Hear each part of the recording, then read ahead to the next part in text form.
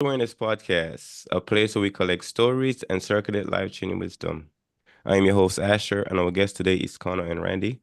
And today's theme is around needs. Every Thursday, we talk about needs, what you need to think, do, or feel, or whatever dream you have that you're pursuing that we get to talk about. And if you're already listening right now and you have a dream that you would like to share with other people, then this is how we're going to share it just like we do on here on the podcast. I'm going to start off with Connor first. Connor, if you don't mind sharing with us where you're hailing from, what you specialize in, how you adding value to the world, and who you being a hero to. All right, so my name's Connor Tyson. I'm in Westchester County, New York.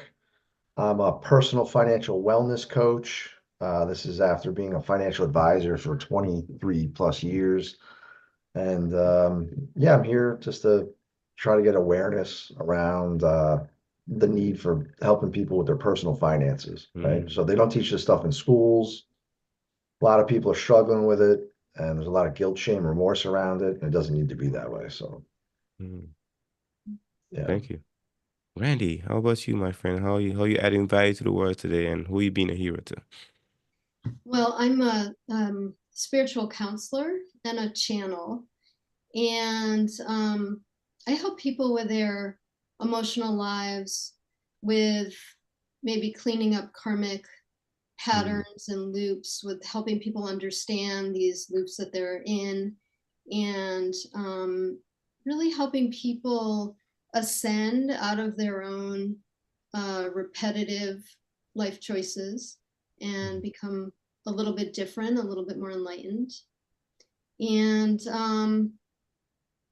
I think that a lot of people right now really want to expand themselves, to change their lives, and to have like a deeper understanding of who they are, a mhm, deeper understanding of their own internal divinity and wisdom. And so, that's my practice. mm. We all get to that place in life where we all start looking at the spiritual side. That's When right. when you're young and strong, you're like, oh yeah, I'm strong. But when you start, when you were a baby, you get from that journey like, okay, I need my mom, I need my parents. But then when you get to the old age, you're full. You are full now, but then you gotta shrink back down again, and then you start thinking about different things. So different part of life have us thinking about different things that we need to specialize in, we need to focus on too. So Yeah. yeah, Okay. thank you for your work. Yes. And so Connor, I'm curious about like the folks you want to be a hero to. You talk about the folks that needs to have their finances get in order, and I Well, would like to yeah. start there a little bit to kind of see being a hero to those kind of people, showing them exactly how to really navigate that kind of path. How are you doing that, and like how has that been for you so far? Yeah, I mean, it's been great. It's been very rewarding in a lot of different ways. So the person that I like to approach is basically someone that's kind of frustrated, overwhelmed, confused about their personal finances. They like Randy was saying, there's kind of patterns, right? Hmm. And we talked about getting wisdom or introspection. It usually happens around the mid 30s, Hmm. right? Kind of wake up to, you're married, two kids, two car payments, a credit card, summer camp, the oil bill just hit. Oh my God, what's going on, right? Because if you don't have positive role models to teach you this stuff growing up, you're pretty much building the car driving down the highway, trying Hmm. to figure it out, right? And the typical person I love to work with are women, usually. They stop and ask directions, is what I say. They're thirsty for knowledge. They want to get control of this area of their life that they realize kind of touches all the other aspects or the other pillars of their life, right? Like their health, their mental wellness, relationships. They want to provide for their family. There's a lot of blocks in that way. And I meet them where they're at, judgment free, and just give them the process of how to win with money. That's what I do. Right. So yeah, How to win with money. I like yeah, that term. How to win with money. yeah. Can Hmm. I say something about that? Oh yes. Um, I heard a while back that women are taught to save their money and men are taught to invest their money. And, that came to my attention a bunch of years ago and it really changed the way I perceive things. So have you noticed that, Connor? Yeah, I mean, women have I call it like the security gland behind their ear, right? And men are very like the way they think. Also, women are very holistic in their thinking. They consider other people and decisions, and men typically are point A to point B, logical, get the results, and give me the hack, right? I'll figure it out, right? And it doesn't work like that usually. So Mm, it's more of a holistic kind of what is it I'm doing? Why am I doing it? How? Not the what do I need to do? Because advisors, when I was an advisor, that's all I did was tell people what to do, right? And they didn't understand the why or the how of things. And there was a lot of repeat of like they wouldn't do what it is I told them to do, right? And it was like, well, there must be something wrong with me, right? Guilt, shame, remorse. And I was like, no, they just never taught you the habits and behaviors of how to implement the advice that I'm trying to Mm, give you, right? And but yeah, I have seen that. I've seen that a lot. And the roles of women are changing in society. They're becoming the breadwinners. They're getting way more independence in that they're leaving corporate America to start their own entrepreneurships and jobs, mhm, and they don't teach you stuff in schools, right? And it's like you might be passionate about some idea, product, or service, but then it's like go run a business, right? And it could be very like, oh, daunting. And I just figured with all my background, which we'll get into if you want, but how can I be the most service to the most amount of people? Right. And I was like, meet them where they're at and give them all the knowledge, expertise, and experience that I've had over the years, and judgment free, and just help them along that path. mm. So I'm curious to for Randy, it sounds like what kind of do resonate with you, and I'm curious to know like what's the background music that's playing for you that I'm not hearing right now. Oh, interesting. No, I was listening to Connor from a perspective of also being a counselor and um, also seeing people in those positions. And I tell people that a lot of things haven't been taught in school, including how to have a relationship, how yeah, to just Mm, be in a really healthy relationship. And so I think about money as another aspect of being in relationship with something. yeah, And I'm really, I really like what you're saying, Connor. I really do. I think that helping people release their shame about it is definitely the first step in creating a different kind of relationship with money where there's a mutual respect going back and forth, which from an energy perspective, I like to see that mutual respect where there's no fear and there's no sense of money being more in control than the person, mm, but or vice versa, but that it's like this beautiful balance of energy. yeah. That's I'd agree with you 100%. Like I see money as an energy source. It mhm, comes, it goes, it flows, it gets attracted to those things that give it attention, right? Yeah, The old adage was, the grass is always greener on the other side, right? Like, you want to know why? That guy takes care of his lawn, mm, right? So it's like that. It abundance versus scarcity, and it's right, and it is like that, right? And it's attracted to money, and it is an energy source in some way, shape, or form, right? And there's blockages in people that don't allow themselves to the abundance of what's available to them that's right. sometimes, right? And you've definitely seen that. I work with a lot of life coaches and spiritual counselors too, because it's a topic that people don't really talk about openly. It's like a taboo thing, right? And it shouldn't be like that. And I don't know what the statistics are, but well over 60% of Americans are paycheck to paycheck. mhm. And people are kind of like, they don't talk about it. Where if everybody just laid out their cards, they would see that they're very much the very same. It's funny thing is it's never about the money. Everybody thinks it's about the money. It's not about the money. It's like perspective. People believe certain things that just aren't so. People, which is boundaries, being able to say no to themselves, or grandparents saying no to the grandkids, or process. They just don't have a process in place to follow on a consistent basis because they were never taught it from positive role models or otherwise. And yeah, so I agree with you 100% on that. It is a bit of an energy source. I was thinking about analogy. I was thinking about the flow, like money as a currency, right? And it's like a currency that flows. And then if it's flowing, then the wave flows to the low point, right? The point of less resistance. So it flows to the low point where the need's at. But if you don't able to manage it when you get to the need location, then it keeps flowing away, right? Keep moving. The Yeah, currency keep flowing. So I was thinking about that. I was like, if you can't manage it, it's gonna flow to somewhere else. And yeah, if you block it, it's gonna go around you. So it's like all these things that happen to the currency of money when it flows.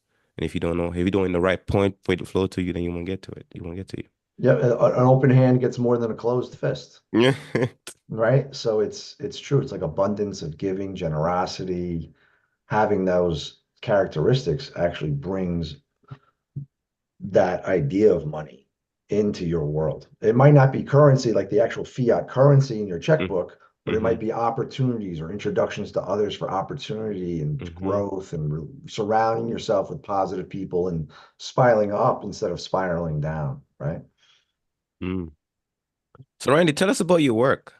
The thing that you ride into the sunset right now. What is that? Tell us about that. Well, I do see private clients. Again, it's a lot of emotional and mental clearing, a lot of, even what Connor's talking about, like helping people really get into the flow of life Mm-hmm. and identify their blocks and why they're there and how to then begin to dissipate those blocks so that they can take full advantage of life and what it has to offer. And the other thing that I do is, like I said, I'm a channel. And so I get these beautiful messages Mm. for everybody about how to keep very heart centered, how to connect more deeply with our own divinity and live from that place so that we're alleviating judgment and we're alleviating polarity, meaning, us versus them and that good and bad and all that kind of dynamic. Mm. And so I bring that into my work. I teach classes and um, uh, yeah, do group channelings. Mm. The, When yeah, good. I was going to ask her like I'm curious about when you invented this person, this part of you. When was that invented? Oh, I love your questions. So this was invented in my mid 30s quite suddenly Mm. and out of the blue because I didn't know anybody who did this work. And the only time I ever heard of healing work or anything was through sort of a religious aspect of hands on healing. But I just started very much feeling like I was supposed to do healing. At the time, it was physical with my hands. Mm. Um, and I started down that path. I mean, it was a real shift in my life in my mid 30s. Everything just kind of turned a corner. The channeling work I started about 10 years ago, and that came from just feeling very connected, having meditated for many years, and beginning to feel like there was information that was flowing that might not actually be coming from my own mental perspective, but coming from a far greater place. And so I started asking my friends to ask questions that I wouldn't know the answers to, and Mm. developed my abilities that way. I was going to say before the first part of what you said is like getting clarity and cleaning up. I've some of the women I've worked with, something I'm seeing more and more, maybe you see it too, is the empty nesters, right? Where the Mm. kids are out of the house now and they almost have to get back in touch with their identity because their identity's been wrapped around the Mm. children, the sports, the activities, the curriculars, schooling, and all that stuff. And then they're gone. And then it's like kind of they have to figure out who they are again and get back in touch with uh, that inner channel, if you will, of their purpose Mhm. again or their identity. It's almost like their identity of reinventing themselves or finding the original identity. I've Right. seen that a lot. You come across a lot of that or different transitions of like different transitions that people go through.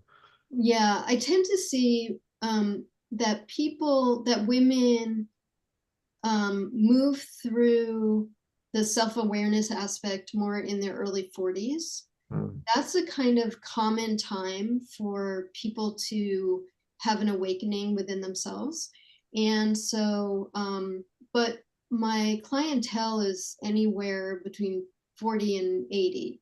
It really runs the gamut. It is mostly women, but I definitely have men clients as well. And, um, you know, again, there's this like maturity level that people hit in their early 40s where, and this might be something you may see with with career changes or something, Mm-hmm. where people start questioning their childhoods, questioning their home life, and starting to look at what changes they want to make in their own lives. Yeah, I definitely see that. It's the I tell people like your mother and father's money story is not your story, and Exactly. they challenge. Another way of putting it is they start challenging their beliefs of that were instilled from others or where they grew up or right, and they kind of start looking at the building blocks, right? Looking at it and saying, what is this? What is this about? Is this Yes, really true? And exactly. And yeah, I think emotionally, people reach a point at that time in their lives where they become very uncomfortable with what they were taught versus what they feel internally.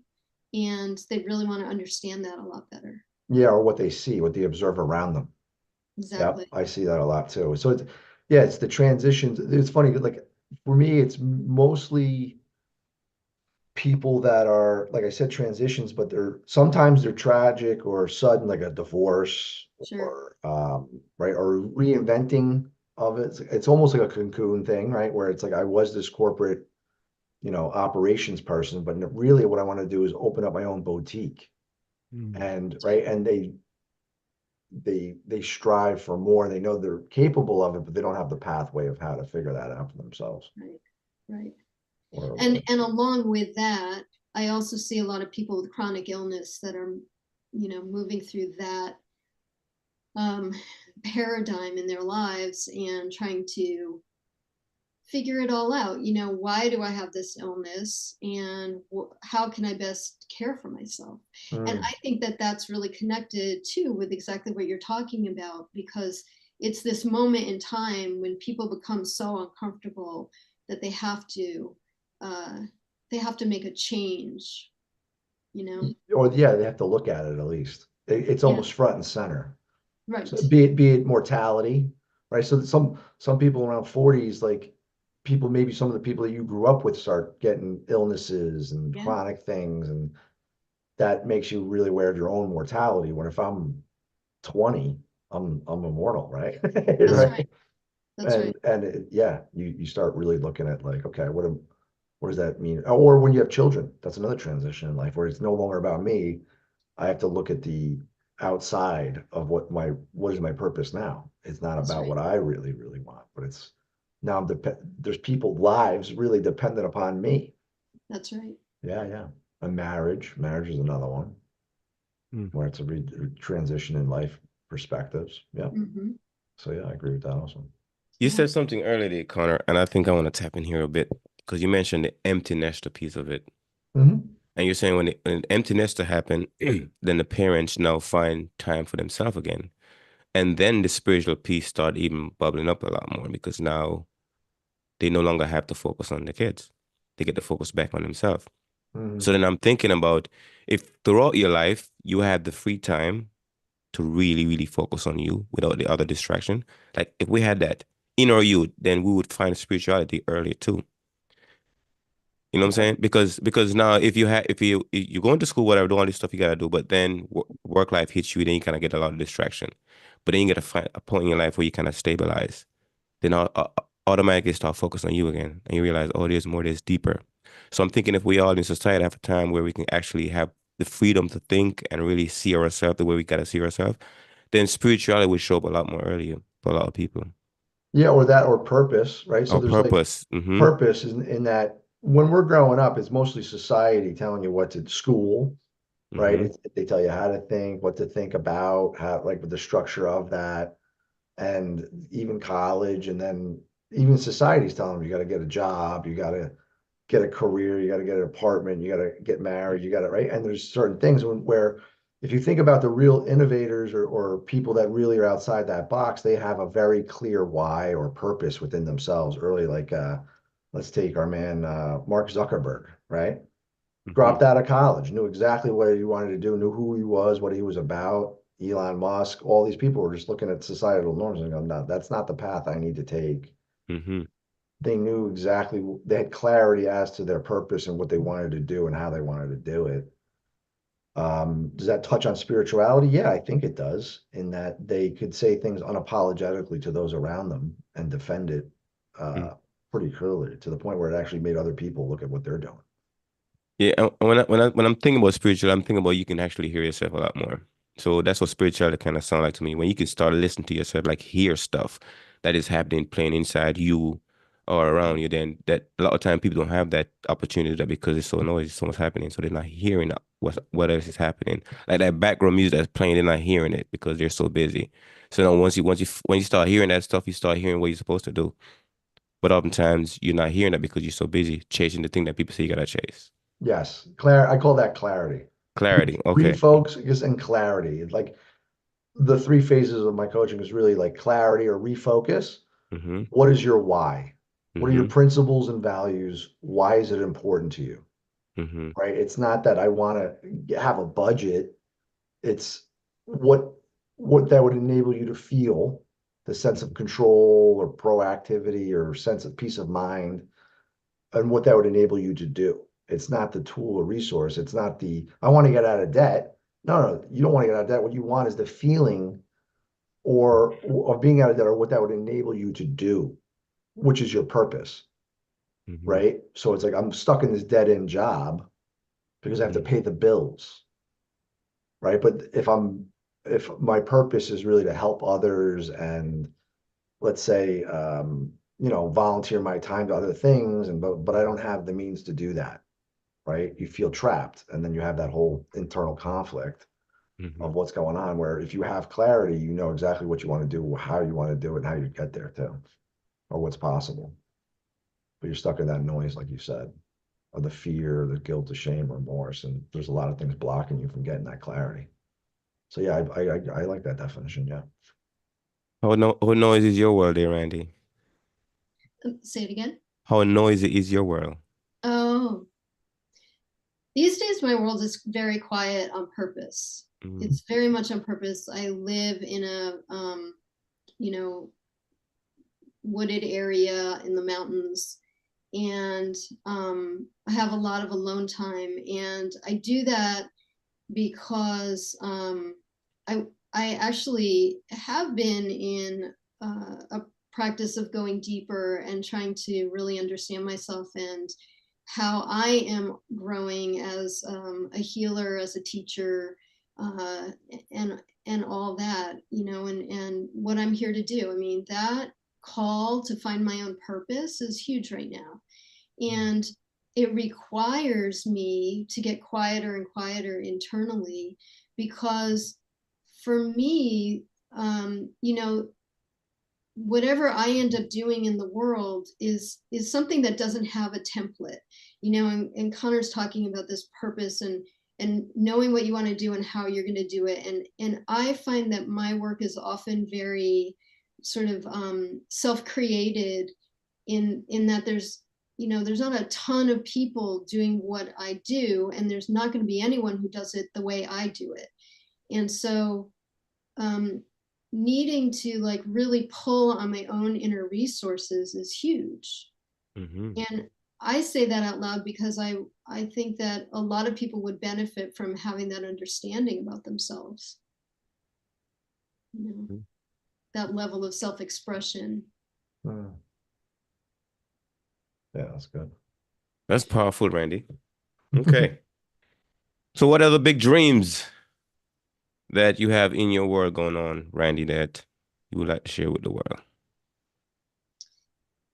I have this inner dream, so this is um so let me start by the inner, and the dream is to like create this incredibly deep faith Mm-hmm. that my life is governed by, many would say a higher power. I actually don't want to have it in any way sound religious. It's really my own higher self, my own spirit, and that part of me is only wants my success, right?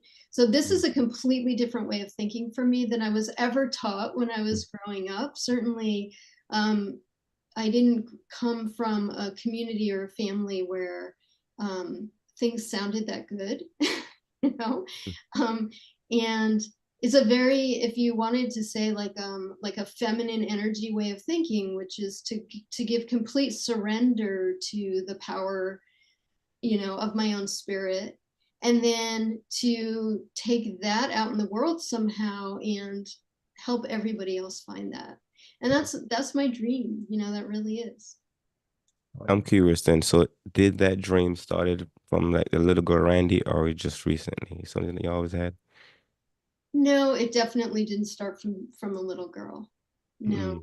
No, I was very much in a physical world as a kid, very much. Although I was probably picking up a lot of intuitive stuff because I also lived in a more natural environment. I didn't grow up in a city. And I think I was very connected to nature and the nature spirits, but I didn't know it and nobody talked about it. It wasn't agreed upon by anybody. So, my world was very cut and dry, like what Connor was talking about. There were a lot of expectations from the family about what I would do and how I would work and make money and get married and all of those things. So no, this is a more recent dream that's developed over the last You mentioned earlier, which I'm kind of years. curious. Now I'm gonna I'm gonna ask you. You said it was like your mid 30s or 40s, right? Or you said your 40s. Was it a paradigm shift, a mental thing, or was it environmental, or both? Was it like Oh, something that kind of came in and you came out different person because of it, or was it an internal paradigm shift of the way in which you observe the world around you? Mm. it was really spontaneous.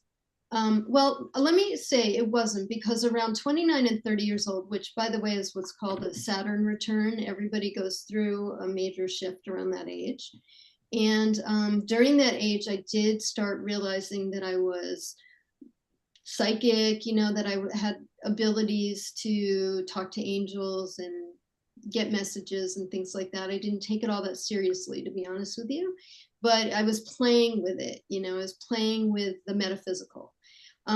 But in my mid 30s, so a few years later, it was very sudden and out of nowhere that I felt like I needed to be healing people. And like I said, I didn't even really know what that meant. I Oh, thought maybe I would go to massage school, and in the end, that didn't feel quite right. And I found Reiki, which a lot of people use as sort of like the door into healing work. And so this was a long time ago. So it was new and it was unusual. And it was definitely a conversation stopper at parties. Mhm. And but it was really spontaneous and bizarre because, oh, like I said, I didn't know what it was that I was looking for, but I definitely um, I kept touching my hands and being like, something's supposed to happen. I know something is supposed to, come through. Mm. So yeah, so I just followed that. I don't even think I had a choice. mm, that's awesome. Yeah. The thing, this is kind of funny because we were talking about how society and stuff like that. I got caught up in that I was in the career.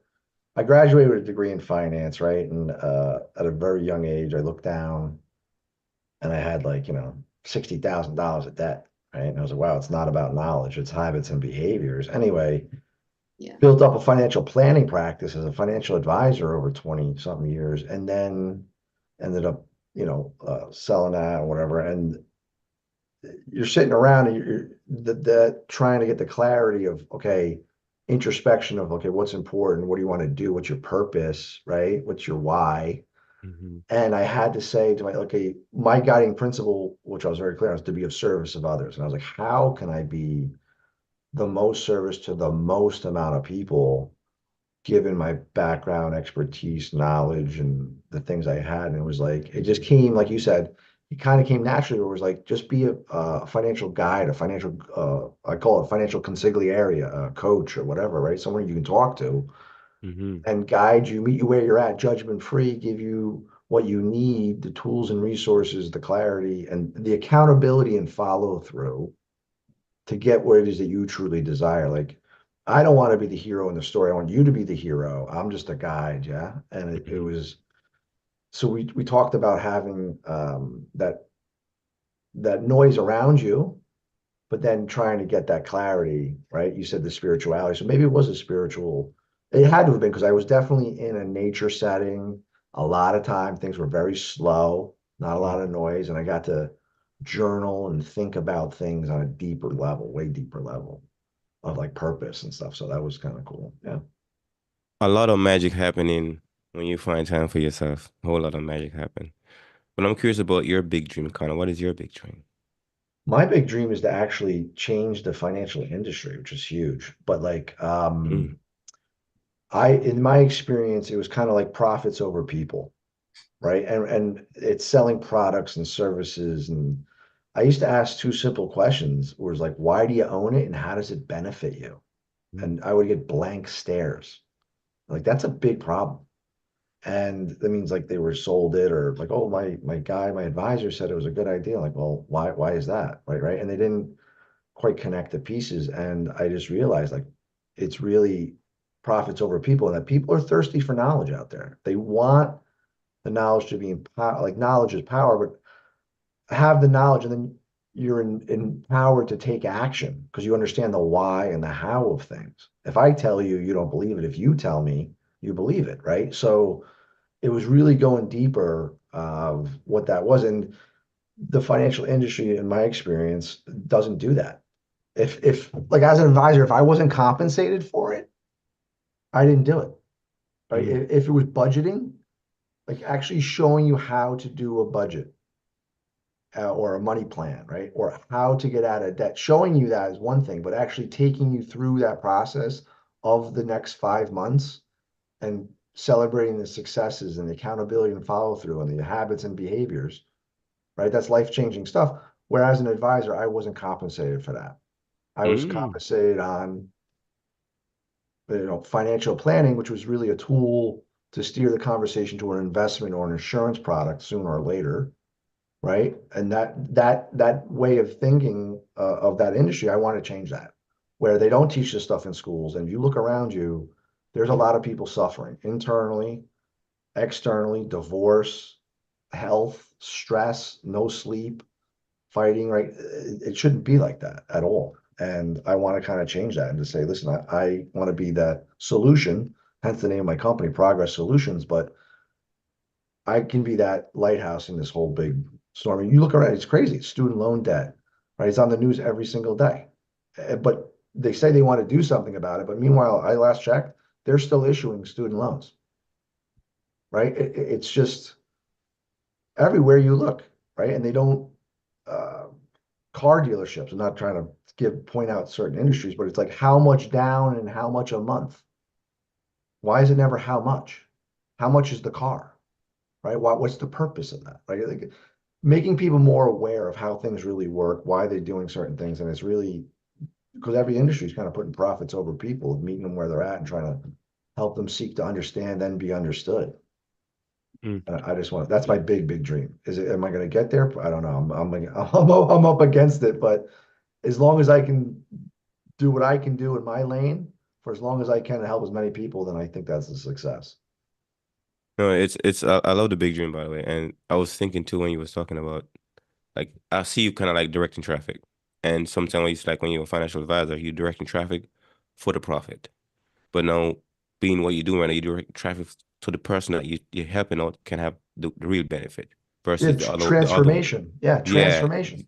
Yeah. So if I'm directing traffic based on other job so I can make a lot of money off these people, then it's a different really kind of really like really wild for that person.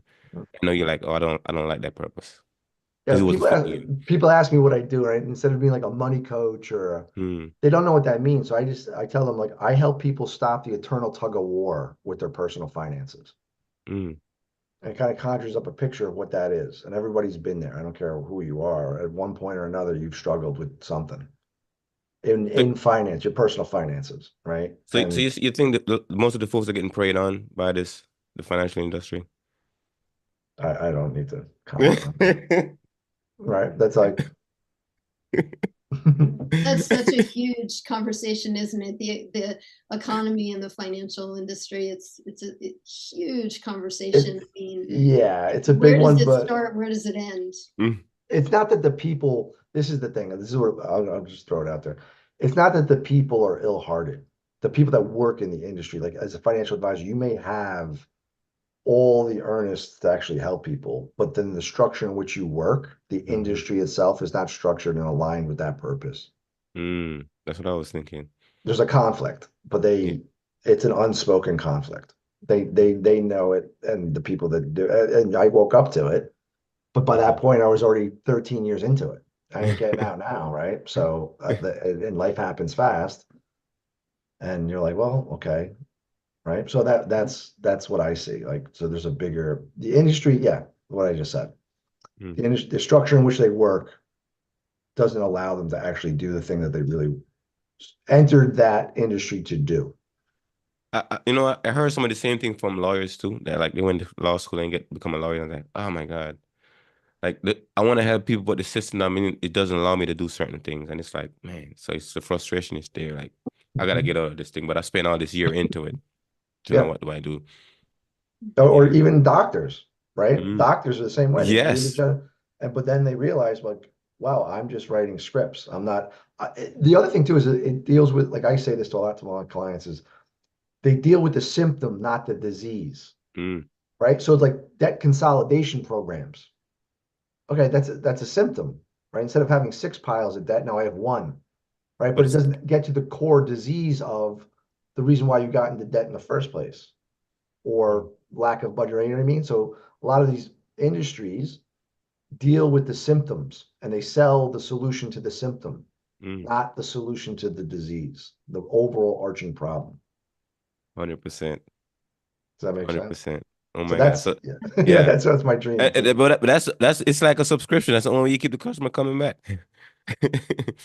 Yeah, you Yeah. keep them coming back because yeah, I Unless can't do unless that. you empower people to get the knowledge to do it themselves and understand what really matters and the habits, behaviors, and accountability and follow through Hmm. to do it for themselves, be it health, eating right, Hmm. exercise, right, all that stuff, and every single industry going down.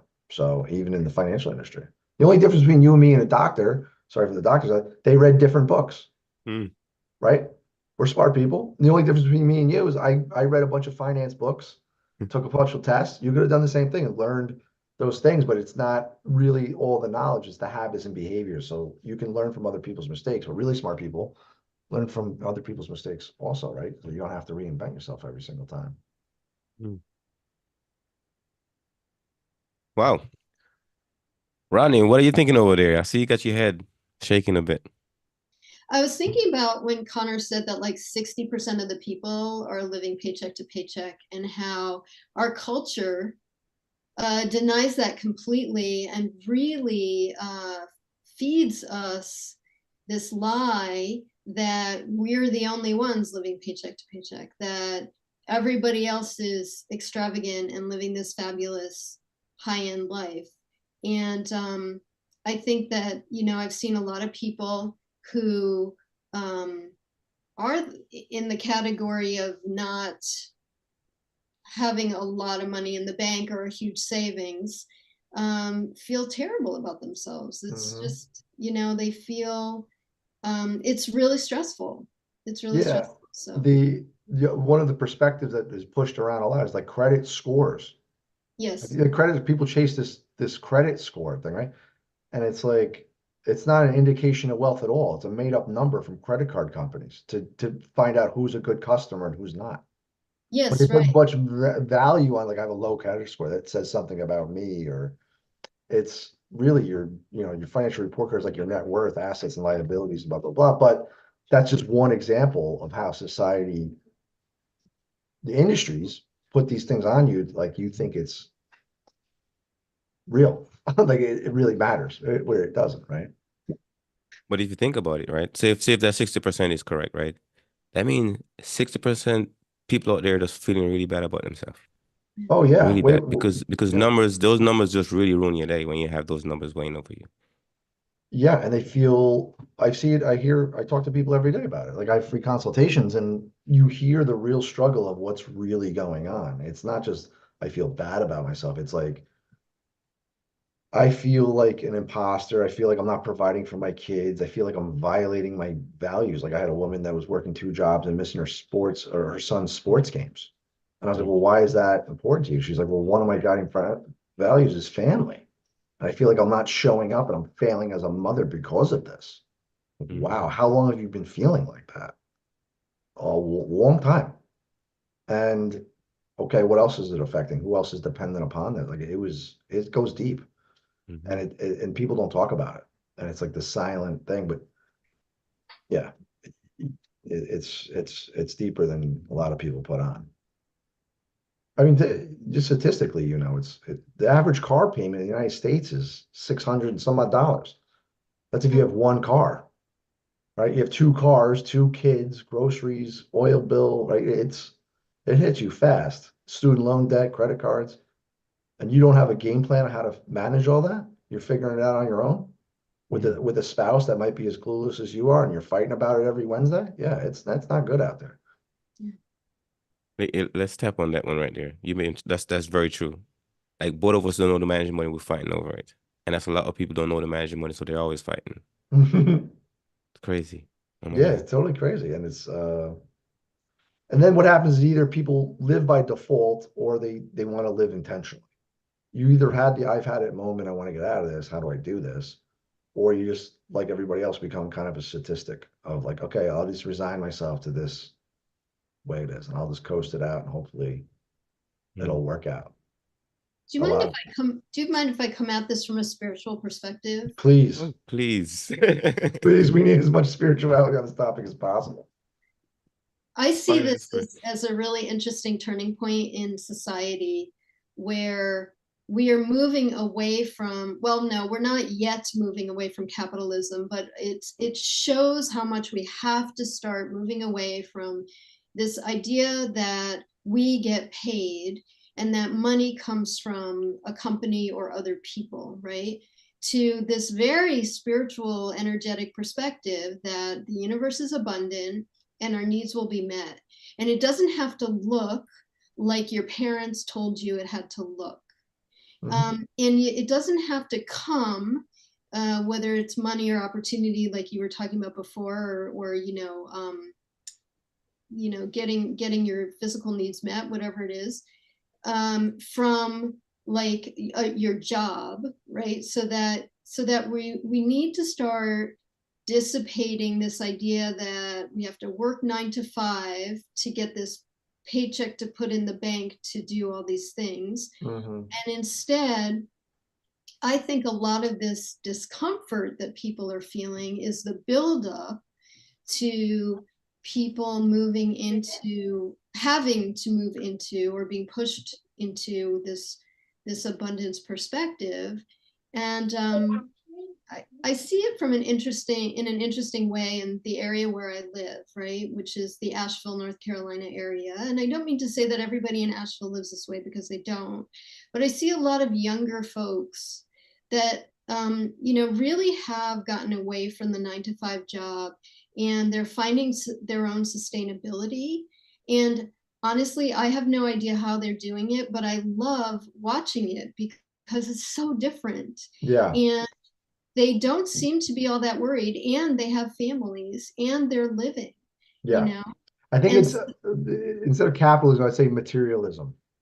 materialism. It's the materialism of that they realize like, okay, I why would I get tied down with a 30-year mortgage and then work for a company that could fire me at any moment? They've kind of seen they observe what the baby boomers have gone through, and like, I'm not buying into that.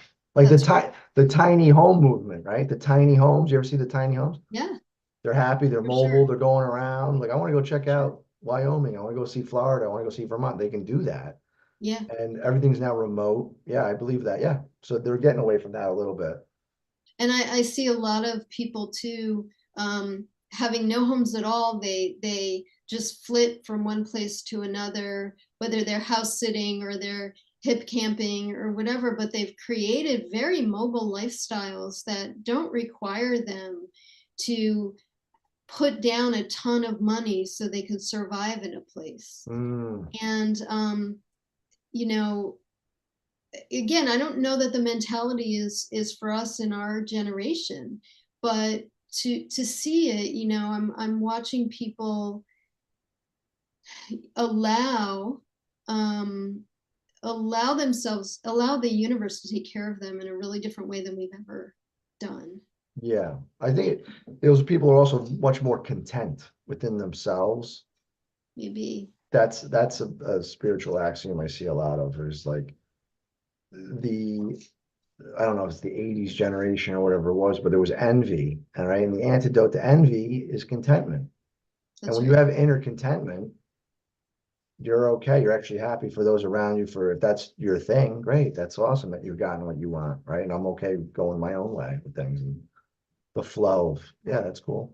That's right. That's right. You know, when he was talking, Randy, about your point too, I was thinking about for the younger generation now, because you realize that, you know, back in the day you needed a home so you can get mail. But now I don't need to be stabilized for mail anymore, because mail comes in different forms these days. So now I can be very mobile. I can move around. I can go to another country and still get my mail. So then having a house is not a necessity anymore, because I can live wherever. And you need an address. I don't really need an address really, because I can move around. I can still get my mail. So now I think people are really realizing that I can get light. I can get mobile, because now I have the freedom of movement.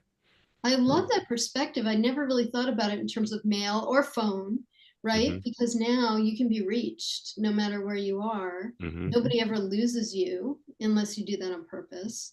And yeah, and that's a whole different way of moving from our parents and their parents and all of that. Yeah, it's great. Yeah. It's a great perspective. Yep. Cool. We're gonna wrap up. This has been a educational conversation. I think Connor is a serious educator, I can tell. Thank you. And you were a spiritual woman there, Randy.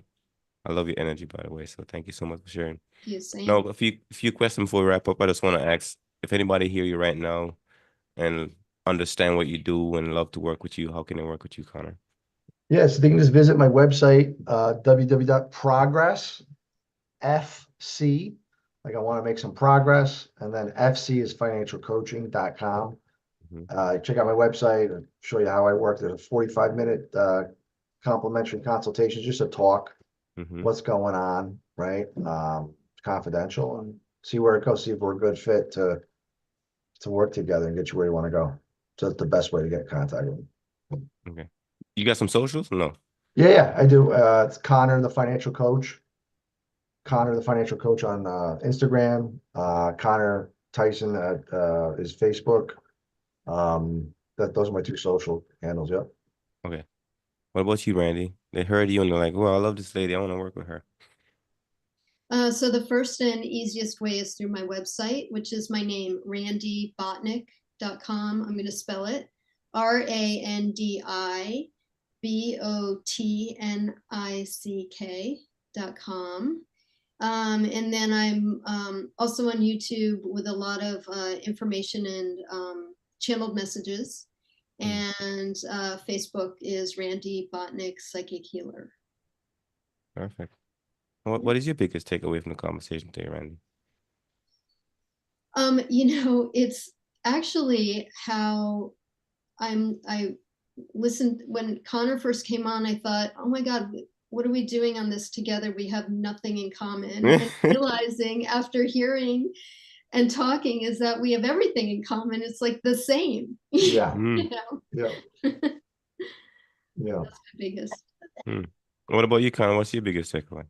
Yeah, like I love the fact that the same as Randy, like there's a lot of commonality, and the questions you asked were terrific, and that it's really looking at I guess it's just the human experience that we go through, right? It's like wake up, like you said, 29, 30, and then sometimes 40, and introspection, and what is it all about, and trying to help people find their real purpose. Both of us are trying to do that in different lenses, right? And you're also doing it too, as being the loudspeaker and Yeah, I think that's awesome, right? So it's we all kind of serve the same purpose in our own different way. We are connected, doing some of the same work. I got one piece over your handle, you got one piece over their handle, but we're biting at the same elephant. Yeah, I love it. perfect. So last question then. So, what is that one thing or two thing when people do it, when they do it, drive you crazy, Randy? If you got to share, what is that one thing or two thing when people do it, drive you crazy? Huh, that people do that drive me crazy.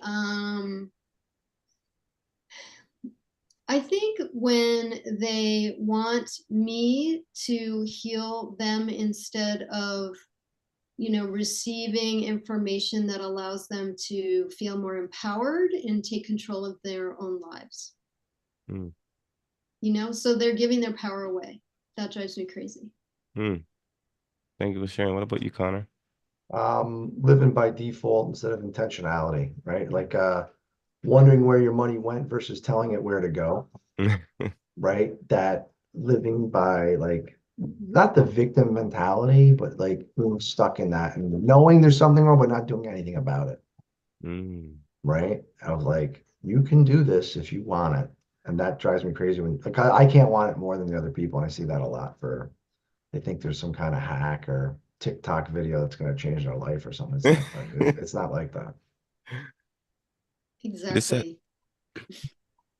Thank you both for the generous use of your time showing up today and really sharing your story, your expertise, what you specialize in, how you adding value to the world, and definitely showing people how to really save themselves. Because, I ask the question, who you want to be a hero to, oftentimes it comes back to if you being an example, other people can be a hero to themselves when they see how you become a hero for yourself.